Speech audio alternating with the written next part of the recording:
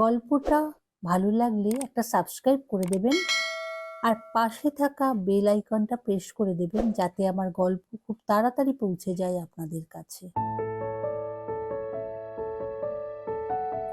আজকের গল্প কর্তব্য, লিখেছেন লিপিকা মল্লিক। গল্পটা ভালো লাগলে প্লিজ একটা সাবস্ক্রাইব করে দেবেন। শুরু করছি আজকের গল্প। বৌমা, বাবু আর টিফিন তৈরি হলো? রান্না হয়ে গেছে? হ্যাঁ মা, রান্না প্রায় শেষ। ওকে খেতে দিয়ে টিফিনটা ভরে দেব।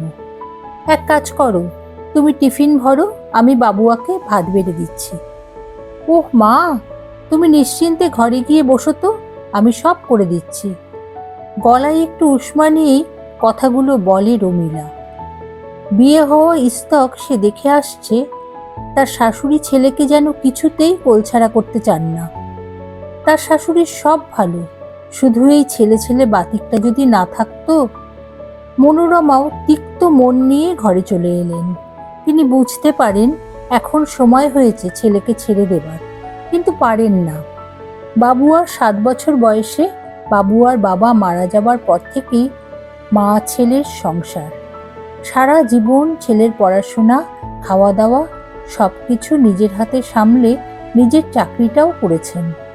মাঝে মাঝে বেড়াতে যাওয়া, মনের কথা আদান প্রদান, সবই তো ওই একমাত্র ছেলের সঙ্গেই।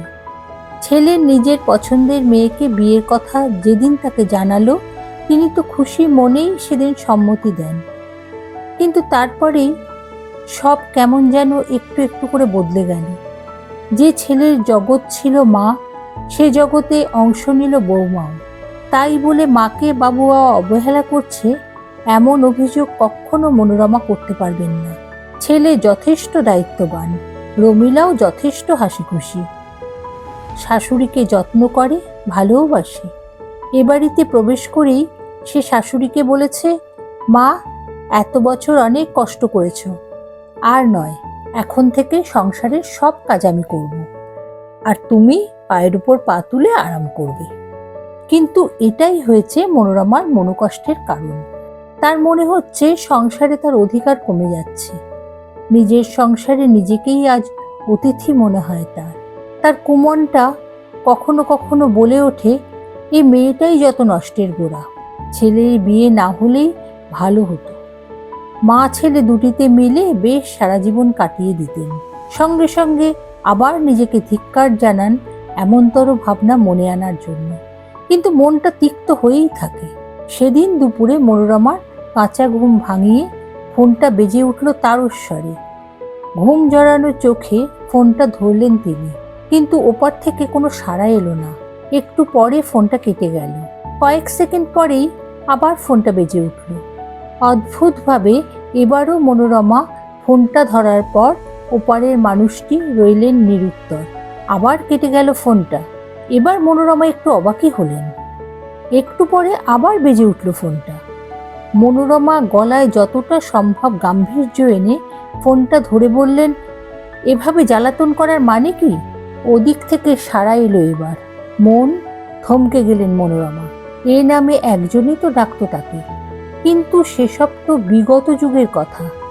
অপর দিকের মানুষটি বলে উঠলেন, মন, আমি সুনির্মল, চিনতে পারছো? মনোরমার হৃৎপিণ্ড কয়েক সেকেন্ডের জন্য যেন থমকে গেল। কয়েক মুহূর্ত কোনো কথাই বলতে পারলেন না তিনি। সেই সুনির্মল, কলেজ জীবনে যাকে ছাড়া জীবন মনে হতো অসম্পূর্ণ। দুজনে দুজনকে কথাও দিয়েছিলেন সারা জীবন পাশাপাশি থাকবেন। কিন্তু রাশভারী বাবার সামনে কিছুই বলতে না পেরে মনোরমা বাধ্য হন বাবার পছন্দ করা ছেলেকে বিয়ে করতে, আর চোখের জলে ভাসিয়ে দেন তার ভালোবাসাকেও। হ্যালো মন, শুনতে পাচ্ছ? হ্যাঁ হ্যাঁ, বলো, কেমন আছো মন? চলে যাচ্ছে, তুমি? আমারও এই বৃদ্ধাবাসে ভালোই কেটে যাচ্ছে। একমাত্র মেয়ে তিতিরের বিয়ে হয়ে গেছে, সে আমেরিকা প্রবাসী। এভাবেই কথায় কথায় কেটে গেল সারা দুপুর। আজকাল জীবনটা বড় সুন্দর মনে হয় মনোরমার। রোজ দুপুরে অপেক্ষা করেন বিশেষ ফোনটার জন্য। সংসারটাও আর আগের মতো অতটা খারাপ লাগে না। দুটি একলা মানুষ তাদের পড়ন্ত বেলায় ফেলে আসা ভালোবাসাকে খুঁজে পেয়ে আনন্দে বিভোর হয়ে রয়েছে। একদিন সুনির্মল মনোরমাকে বলেন, মন, আর কটা দিনই বা আমরা বাঁচব, শেষ জীবনটা একসঙ্গে কি কাটাতে পারি না আমরা? চমকে ওঠেন মনোরমা। মনের গোপন কুঠুরিতে লুকোনো ইচ্ছেটা ভাষায় প্রকাশিত হতে দেখে তিনি মরমে মরে যান। ছি ছি, এ যে অসম্ভব। এই বয়সে নতুন করে সংসার শুরু? সমাজ কি বলবে? ছেলেই বা কি ভাববে? আর বৌমার প্রতিক্রিয়া তো তিনি ভয়ে কল্পনাই করতে পারছেন না।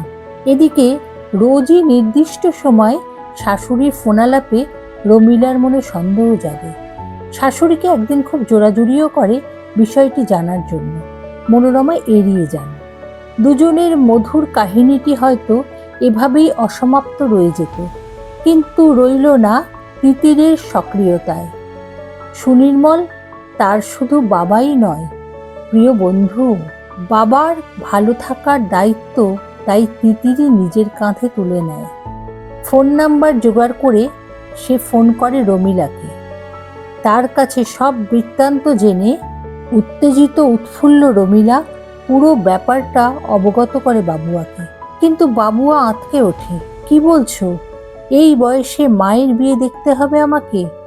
লোকে কি বলবে? না না, আমি পারবো না। এখানেই শেষ নয়। বাবুয়া মায়ের কাছে গিয়ে বলে ফেলে, সুনির্মল বাবু কে মা? বাবার জায়গায় তুমি ওকে বসাতে চাইছো? আমি ভাবতেই পারছি না।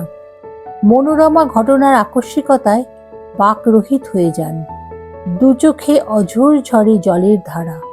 রমিলা ছুটে এসে শাশুড়িকে জড়িয়ে ধরে, তিরস্কার করে স্বামীকে। আজকালকার দিনে মানুষ হয়ে তুমি কি করে এমন সংকীর্ণ মনোভাব পোষণ করো? যে মানুষটা কোনো দিকে না তাকিয়ে সারা জীবন খালি তোমার প্রতি কর্তব্য করে গেল, তার মনটা বোঝার চেষ্টাও করলে না তুমি। তারপর যা হয় সংসারে, অশান্তি, চেঁচামেচি। কিন্তু রমিলার এক কথা, মাকে আর আমি একা থাকতে দেব না, আর কষ্ট পেতে দেব না। আর মনোরমা, তিনি শুধু অবাক হয়ে দেখেই যান ওই মেয়েটাকে, যে দিনে দিনে তার দু চোখের বালি হয়ে উঠেছিল। আজ মনে মনে নিজেকে ধিক্কার দিতে থাকেন। বাবুয়া, তার ছেলে, যার জন্য তিনি সারা জীবন ব্যয় করলেন, সে আজ তার মনের ভাবনা একটুও বুঝল না।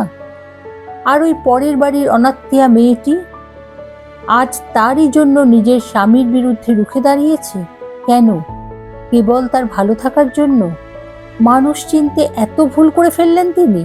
মনে মনে অত্যন্ত লজ্জিত বোধ করলেন মনোরমা। যাই হোক, অনেক অশান্তি, অনেক বাধা বিপত্তি পেরিয়ে আজ সুনির্মল ও মনোরমা 7 পাকে বাঁধা পড়তে চলেছেন। আর এর পুরো কৃতিত্ব যে রমিলারই, তা কখনো অস্বীকার করতে পারবে না কেউই। তিতির ও তার পরিবার, বাবুয়া, রমিলা সবাই হাজির। রমিলা জোর করে শাশুড়িকে টুকটুকে লাল বেনারসি চন্দন আলতায় সাজিয়েছে নিজের হাতে। পুরোহিত মশাই প্রশ্ন করলেন, কন্যাদান কে করবে? সবাই থমকে গেল। এগিয়ে এলো বাবুয়া নয়, রমিলা। আমার মেয়ের বিয়ে আমি ছাড়া আর কে কন্যাদান করবে?